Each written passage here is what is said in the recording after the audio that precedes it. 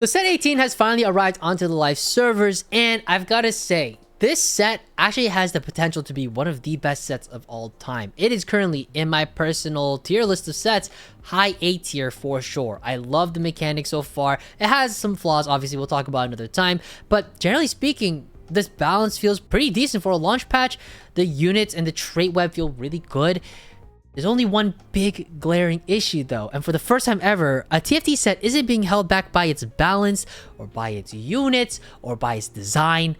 It's the Unreal Engine. It's actually the system bugs of all things that are actually holding this set back. If this set didn't have any system bugs at all, I'm saying this right now, this would be a really, really highly regarded set. That being said though, this is a very big but.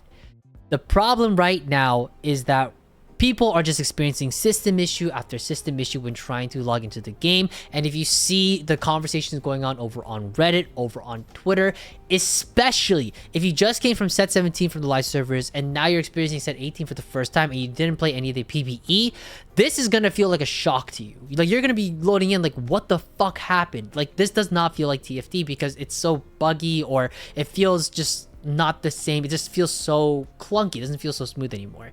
And I will say that yes, a lot of the buzz in the conversation right now on social media is people complaining, talking about XYZ bug. But honestly, from my own personal experience, I played quite a bit today as well. We are playing in the Box Bootcamp in case you did not know, so I am grinding quite a lot of games. But that being said though, I honestly didn't find too many problems. If I would say you find some issues with like the graphics and such, I would say try restoring it to the default graphics first, see how that feels, because I actually had one game where my game was stuttering and lagging quite a bit and it actually felt pretty bad. And then someone in my chat had mentioned, hey, set it to restore the default settings and then problem solved. And again, this entire migration is a huge pain in the ass because again, this set actually has such high potential to be good. But I know a lot of folks, especially based off like the comments on Reddit and Twitter, there are a lot of people are saying like, hey, like I'm not playing this shit until this shit gets fixed. In case you weren't aware already, at the time of recording, tomorrow on the 27th, there's actually already going to be a large host of bugs that are going to be fixed, going into a B patch sometime later on the 27th in the afternoon. So you'll have that to look forward to. And if you didn't get to play at all today, you didn't miss out on too much. I will say this set is very fun, but you can try again tomorrow in the afternoon and see how it feels then. If it still feels clunky to you, then no worries. Unfortunately, you might have to wait it out and wait for extra system changes. I'd love to hear what you guys think about this. And again, I would say yes, feel free to flame Riot, the company, but the people who are actually working on this, I can assure you, they're working so fucking hard to get this shit done. They've been given and dealt a really bad hand to try to get fixed, and it is just, I know they're working so fucking hard on getting this all done, especially during the PvE. People were going ballistic with the bug fixes and the bug reports, and they were going so ham trying to hammer down every single one. So again, try to provide a little bit of grace if you're actually trying to tweet at one of them specifically. But in terms of the company, honestly, flame them. I think Riot did a fucking horrible job handling this shit, and honestly, they kind of deserve it. That being said, let's go on and talk about the actual meat and potatoes of today's video, which is going to be the top 3 comps you should play if you decide to play on set 18. Obviously, there are a ton of comps in the current meta, but I wanted to take a little bit of time to talk about the top 3 that I thought were actually, well, worth talking about, but also I think have a really high potential to win out your games or have a high level of consistency, assuming you find the right catalysts or the right enablers for each comp. The first one I want to talk about today is going to be aphelios, which honestly probably isn't a surprise, especially if you played during the PvE. In case you didn't know, Ari was actually the big forecast that people were really worried about going into live, but she got nerfed like the patch or two before everything was going on to live, and some of the reroll comps were also nerfed prior to that. So people weren't really sure what was going on, but aphelios was starting to rear his head as like, hey, this is a meta contender, and out of all the things that didn't get touched upon, aphelios happened to be one of them. So aphelios right now is very, very great. Ginsu GS Kraken, your very standard marksman holder. This is the main variation that you will see players playing, which is the 4 Vanguard version, utilizing Lunar as well to buff everybody, which is why you see this sort of like crunched up, almost like group hug type of positioning. Sentinel being your main tank, usually things like the Vow and the Warmogs. Reason being is because Vanguard, as you may or may not know, because the set is new, but at combat start and after dropping below 50% HP, the Vanguards gain a max HP shield for 10 seconds. That does work synergistically with the Warmogs, which provides a ton of HP. AP. So Warmogs is easily one of Sentinel's best items, but Vow is also great as well because of its spell, which is essentially the stun of the 4-cost space, where it'll slam the ground, sending a fissure in the direction of the most enemies, and the enemies hit are briefly knocked up. So if you get a little bit more privy with the positioning of the unit itself, it's a little difficult to explain just through a static board, which I'm not going to even try to bother, but the general idea is this: the direction that Sentinel is facing is typically the way that Sentinel is going to ult towards. So if you look at your opponent's board and can kind of gauge which way the Sentinel unit is going to be positioning and facing towards, you can sort of aim its ult. I'll say it's not very consistent. If your opponent shifts their front line, it gets really difficult to figure it out at that point. There is some logic to it. It's just it's very difficult to actually use that to your own advantage. On this line as well, you'll also see Zyra is also your sort of go-to secondary as well. Brambleback is on this board as well, but I will say Brambleback as a carry, not the most consistent, and actually his best item inside of the stats right now is TG, just because when you do 2-star the Brambleback, he is a unit that is going to do damage and be a good secondary threat. But realistically speaking, you should never prioritize items onto this guy, and more so ever, you are better off putting extra items onto the Zyra and itemizing her instead, because the Zyra 2 will do much more work than a Brambleback. It's a lot safer, and Brambleback with a TG, honestly, more than enough. He's really just like a meat shield on top of things, but that just happens to also do a bit of extra damage. Overall, very straightforward line. I will say one thing though, you might notice booster pack is there in the augments. Right now, especially with charms, or rather wisps, the set mechanic, you are actually spending quite a lot of money almost every single round buying charms. So in this set, you really want to make sure that you are prioritizing econ augments just a little bit more than you would in prior sets, because that econ keeps eating away with you, or rather the wisps keep eating away at your econ, because you keep having to buy them, especially if you want to stay consistently strong throughout the mid to later stages like stage 4, especially stage 5 onwards. So make sure if you're going to play a 4-cost line that you do try to prioritize econ augments if possible. And honestly, I would say this set in particular, my general rule of thumb that I've been seeing so far is 2 econ augments usually is actually a pretty good choice, especially for 4 costs. So just be careful with this line if you don't have any econ augments, because it might be a little bit harder to play and you might want to opt for something else.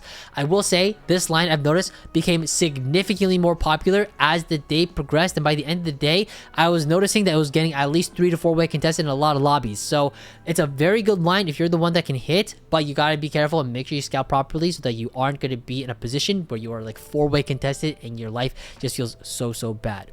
The final thing I want to mention about this line as well is that this line is not a go level 9 line. It's a very much stay at level 8 and roll for your board kind of line. Just because one, charms, or sorry, wisps. I interchange the two, okay? But you just want to make sure that like if you're on level 8, like you do want to be buying wisps. Like you do want the combat power, especially during the fights on stage 4 and onwards, because if you don't have it, the opponent might. And if they do, then you are already at a slight disadvantage, and that wisp could actually be the difference between winning and losing a fight.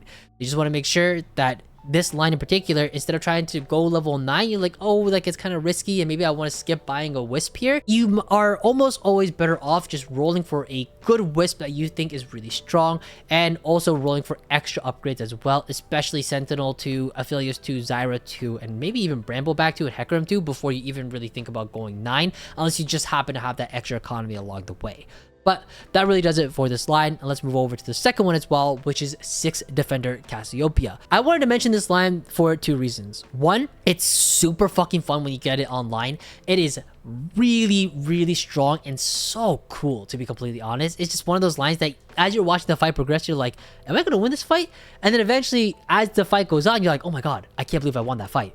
So it's super fun to play, but it is highly conditional, which is the second thing I want to mention. What we are starting to notice, at least at the tail end of the PvE, and in case you weren't playing it at all, is that a lot of these reroll lines are becoming more and more conditional. It seems like there has to be a specific catalyst in order to enable the line to do really well. Cassiopeia doesn't necessarily need a catalyst, but when she does have it, she does significantly better compared to not having it. So I would really stray away from playing this line too often unless you have one of these things in the back of your pocket. One of those being Seraphim Staff. This augment in particular is so good for Cassiopeia because she doesn't really jive too well with crit AP items, things like your jeweled gauntlets. So she actually prefers having a lot of high flat AP because of the way that her poison works. But on top of that as well, she also wants to be casting constantly to make sure that her poisons are affecting everybody and stacking on top of itself. So that being said, Seraphims is a really good solution to this problem because you're able to get a ton of AP as the fight progresses, especially because these are very long fights. And then on top of that, because of the augment, you actually get bonus mana generation on top, so she's able to cast a lot without having to necessarily require a mana item. Her best items in the stats right now does seem to be double Archangel's Gunblade or even triple Archangels if you can find that, albeit it's super rare.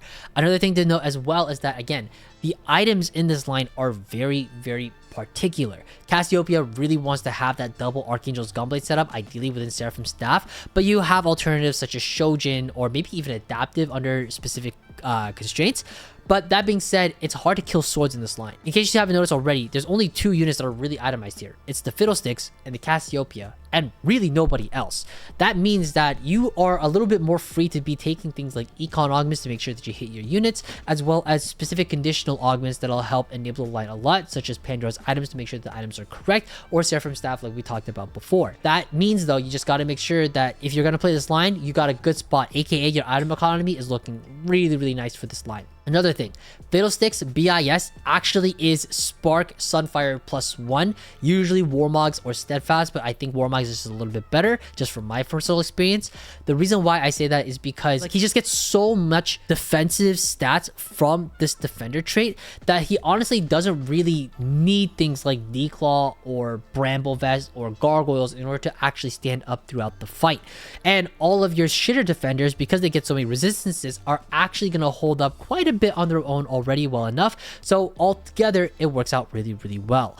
Rammus 3 obviously is an additional choice to have in this line as well, and if you hit Rammus 3 before Fiddlesticks 3, you should definitely itemize him over the Fiddlesticks. Rammus 3 does kind of feel like an afterthought once you do have the Fiddle 3, so if you're ever in one of those really tight positions that you don't really know which one to go for over the other, try to prioritize the Fiddlesticks if you can, but if you do hit the Rammus 3, it is always welcome as well. Finally, one positioning tip I do want to mention as well for Lilia is that you kind of want to put her in A1 or A7 because of the way that her sleeping ability works, where she will send 4 butterflies at the nearest enemies, and by doing so, those who are hit are put to sleep for a certain amount of time. And if they take 1000 damage, they wake up and take an additional 10% max HP magic damage. So putting her in the corners here just increases your odds a little bit of getting to your opponent's carry and actually getting them to sleep. That is basically all that there is for this line. I will say though, you really do want to get an Econ Augment at some point while playing this line. So a lot of the things do need to fall right into place for you to actually play this line and find success. That really does it for this line as well. Again, it's a super cool line. I highly recommend trying to play it if you have a good spot for it. But if you force it, you will have a terrible time. You got to make sure the conditions are right. So really cool line, super niche, but when it succeeds, it is easily a first place with that board. The final one I'm going to talk about today is actually going to be another conditional reroll line, and that's going to be Yasuo reroll. Again, I kind of want to talk about a bit more of the conditional lines because when it comes to early parts of the set, I think finding those conditional lines and knowing them quickly and fast allows you to have more options available because it's really easy to remember the unconditional ones, but the conditional ones, there's an extra layer of knowing what actually enables it to actually find success, right? With Yasuo, there are 2 main variations. One that is specifically with the brawler emblem, which you see on screen, and the other one that utilizes an artifact. Now, I call him Yasuo all the time, it's Master Yi. Master Yi has a ton of artifacts that can actually enable the crap out of him, things like RFC, things like Fish Bones, things like Sniper's Focus, if it used to be in the game, but they actually removed it. Flicker Blade is really good on this guy as well. There are a ton. Hellfire Hatchet. So if you just take a chance to just look at the stats real quick, you can see that there are a ton of really good options, but each one has a slightly different itemization, which we'll talk about in a little bit. First off, let's actually talk about the Bruiser variation here, which the stats seem to support Ginsu's, Titans, and Brawler emblem. The idea of this line is essentially you get to level 7 and you play around this version of the board. You just drop Primal if you can. The board is really straightforward. Obviously, the Gnar on 7 is really, really rare. So if you need a brawler, any will do. Typically, Alistar is the easiest just because it's also green. That way you go, oh my god, if I find the Gnar, then I just switch the green one out and it's just like super easy to remember. But this is kind of the general board. You roll for Kog'Maw 3, Master Yi, and Krug 3, and you kind of position in this way specifically. It doesn't have to be like this, but the idea being is that you want the Krugs to take as as much aggro as possible, and you don't want your shitters to be taking the aggro first. Because let's say, for example, if you position something like this, what ends up happening is that these guys can die first off really easily. And because Master Yi's already walked up to the fight, it's possible that the units on this right side, depending on the pathing or how things shape up, could actually aggro onto Master Yi a little bit earlier than you'd like to, and that can cause some issues. You know, especially like this, if I exaggerate this a little bit, you can see now if the step falls down and the Master Yi is walked up, it's really easy for him to start to get focused down. So you kind of want to be putting all of the rest of the bruisers all the way down in the back and letting the Krugs really take on the majority of the aggression. Obviously, this means that Gargoyle Stoneplate is going to be one of the best items for Krugs as well, but you can also get like basically any strong and hard defensive tank items are going to be great. Things like your Bramble Vests, things like your Declaws, things like your Steadfast or your Spear Visages. These are going to be ideal. Warmogs is a little bit less ideal in this setup specifically, just because you already have so much HP from the Brawler trait itself, so it gets a little bit more redundant, and we want to be focusing more on multiplicative stats rather than the flat HP stats. Kog'Maw here in the back line here. Honestly, anything really flies for this guy. He's an adapter. You can kind of slap on whatever. But from an ideal scenario, you want to be finding Shojin red buff +1. But typically, you can even do Morello. You can do like blue buff. It really does not matter. The point is that Kog'Maw kind of takes your leftover items, but you want to be very hyper specific with your Master Yi items. Nidalee as well can also hold items if you find stuff for her. She can also hold things that like you find even more items and you don't know what to do with them. Or if you find things like fighter items, sometimes what will happen is that you're itemizing for the Master Yi, but then because of the way that the game shaped out, you suddenly have found an emblem or you found an artifact you want to put a Master Yi, and now you have this random AD melee item that you don't know what to do with. That can actually be thrown onto Nidalee and she'll turn into her cougar form, and then you'll be able to use her as sort of a secondary carry as well. And actually this happened to me earlier today where I just kept finding things to throw onto Master Yi, and because of that I had to move things onto the Nidalee instead, and she worked as a secondary carry. And yes, her cougar form isn't as consistent as her like spear throwing form. It still gets the job done. It's actually a lot more solid than I think people give it credit for. That really does it for Master Yi with the Brawlers. This other variation as well is if you find no Brawler emblem, then this is kind of the way you want to go about it. It's essentially the exact same thing, except the only difference is that you actually do end up playing the Vi on level 7, and either the Krug or Vi are going to be your main tanks. There isn't necessarily a better tank to go for if you could only go for one. It's really more of a matter of whoever you find, you just itemize them first. Krugs is just a little bit nicer in my opinion though, just because of the effect where after it dies on death, it'll split into 2 extra Kruglets with an immediate taunt. Essentially, it'll taunt the units around it, so it'll keep aggression away from your Master Yi, buying you just that little bit of extra second or 2 before he starts getting focused down and your team starts getting whittled down. So again, really straightforward line. It's really fun to play, but I would say that this is again more of a conditional line. It's not really a line that you'd play too often if you don't have the right catalyst. Again, things like artifacts and things like the Brawler emblem. But that basically does it for this video for today. I hope you found this video helpful. I'm going to be making a lot more of these over the next couple of days in order to try to get you guys caught up to speed on which comps are dominating the meta, and also so that you guys have a bit more of an in-depth look as to how to pilot these lines. I hope to see you guys soon in the future. It's good to be back. And set 18, again, if these system bugs get fixed, this is genuinely like one of the better sets of all time. I can almost guarantee it. So that basically does it for today. I hope this was helpful. Take care, guys. Happy climbing.